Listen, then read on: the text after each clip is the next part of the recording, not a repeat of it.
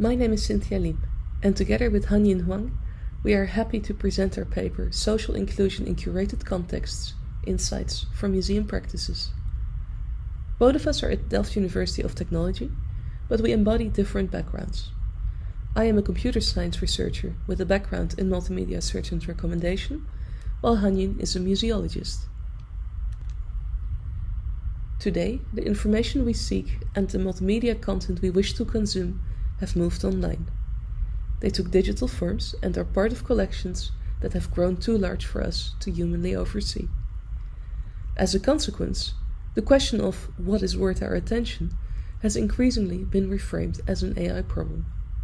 Here, machine learning algorithms are applied to large-scale data on users and items, to filter and promote smaller subsets of collections towards us. There are advantages to this. Theoretically, we are confronted with a much larger and much more diverse offer than we ever could have reached in physical life.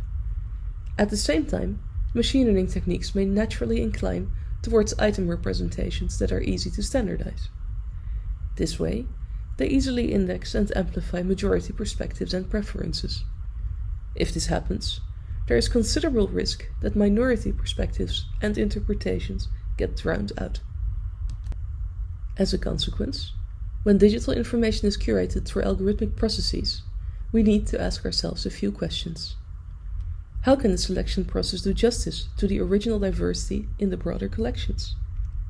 How can curation be performed in ways that respect, engage, and include audiences beyond mainstream perspectives?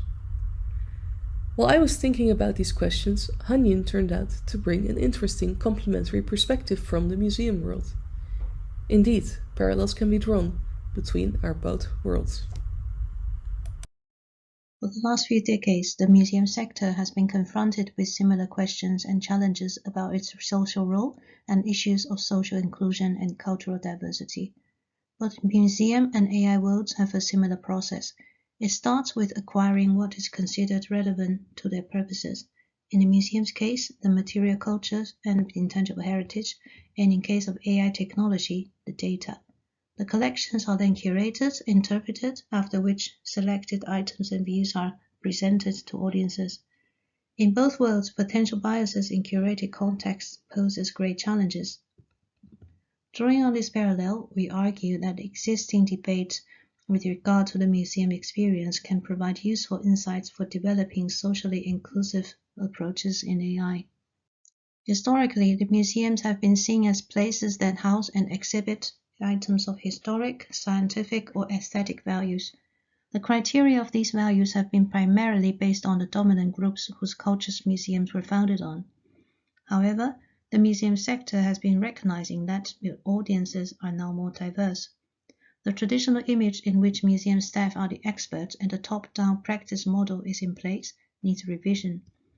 Various activities and actions have been initiated to explicitly address social inclusion and democratize museum theory and practice, with special attention to those that have long been underrepresented by the museum sector. An example of such development in the sector is the proposal of a new museum definition by International Council for Museums, or ICOM. ICOM launched an 18-month-long consultation period with its members and communities.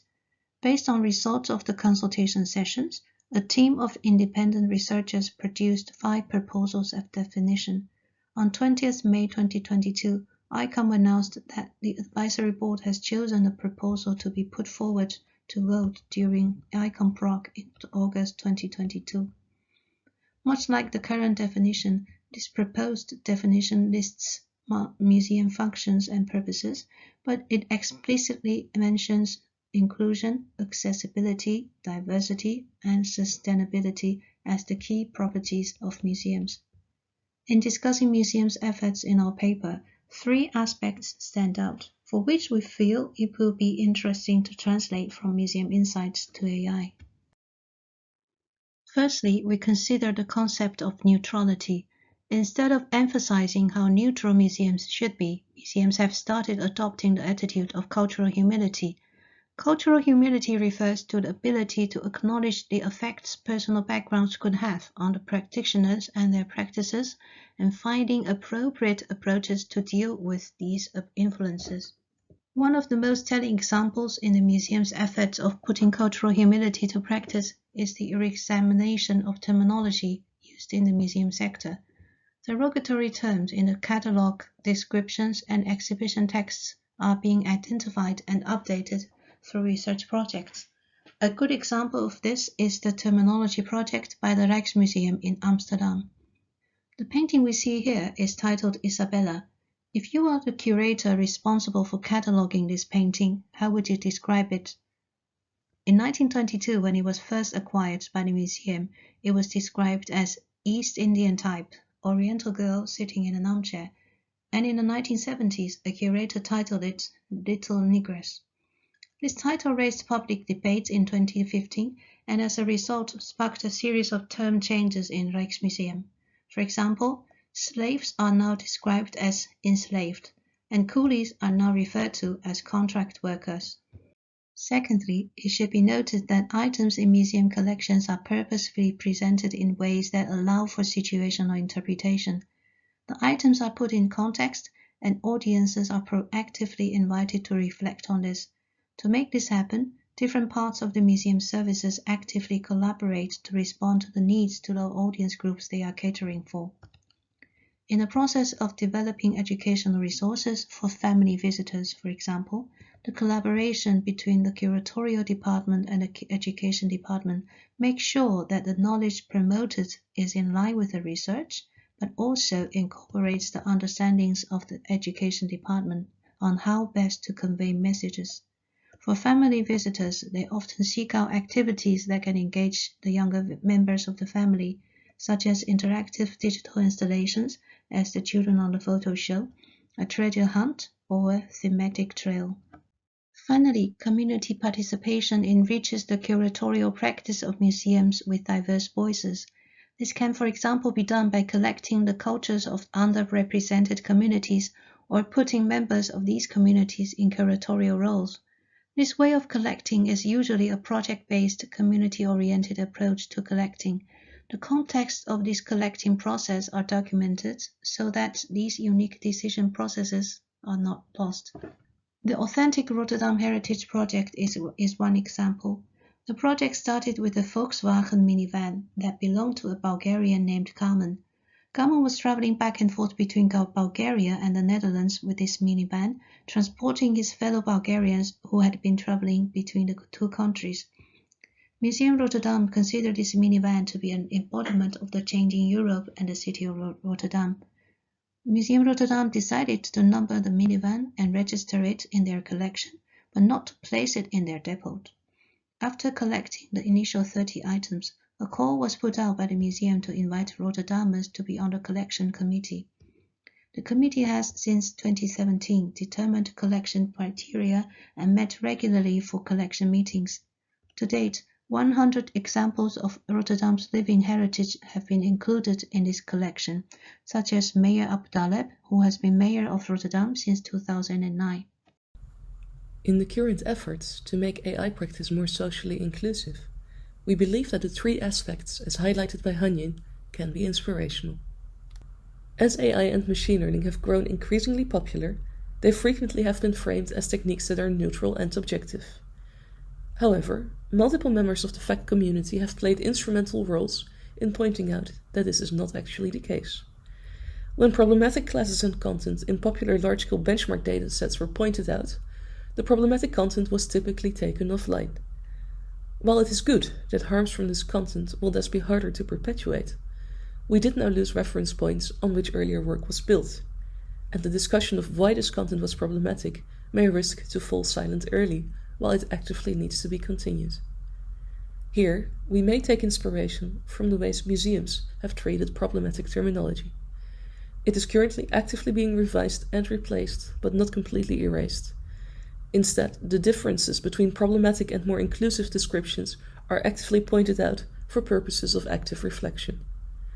Another interesting example of this is the Words Matter project of the National Museum of World Cultures, a work-in-progress document discussing words that may be considered sensitive or contested, explaining why, and offering suggestions for more inclusive terminology. It will be interesting to investigate whether we may find equivalents for problematic data and systems. Furthermore, our current datasets and systems have very much not been built in the spirit of cultural humility. May it be possible to actively grow a cultural humility mindset in our future work. Returning to the painting of Isabella, if you would see this painting for the first time, there are many possible ways to describe it. For example, oil on canvas, or a girl sitting in a chair holding a fan. Knowing the debate surrounding this work, it could also be described as the painting that sparked the Rijksmuseum's revisions of its terminology. All these descriptions are valid parallel descriptions of the same object. Depending on the situational context, one of these may at a given point be more suitable than another. Technically, we have the means to describe digital objects in rich and parallel ways, and with attention to provenance. However, in AI and machine learning so far, items in data collections have been described in far simpler ways. Depending on the intended machine learning task when the data was prepared, we even often have only one description that may be too limited and rigid to be useful in downstream applications. That being said, let me repeat the 3 bullet point takeaways when we introduced the concept of situational interpretation in museums. Inclusive practice is not only a concern for curatorial departments. Collaborations exist across departments, and there is careful thought about responding to the needs of specific target groups. An AI mindset that would only focus on algorithmic aspects and data skill would explicitly be detached from these aspects. Several communities, most notably in data-centric AI, human-computer interaction, and here at FACT, are actively aware of this. Joining their voices, we argue for a much more holistic take on requirements and quality assurance of AI systems that curate information for humans. As we saw in the museum practice, efforts towards increasing social inclusion came with a proactive focus on communities that had so far not been sufficiently heard.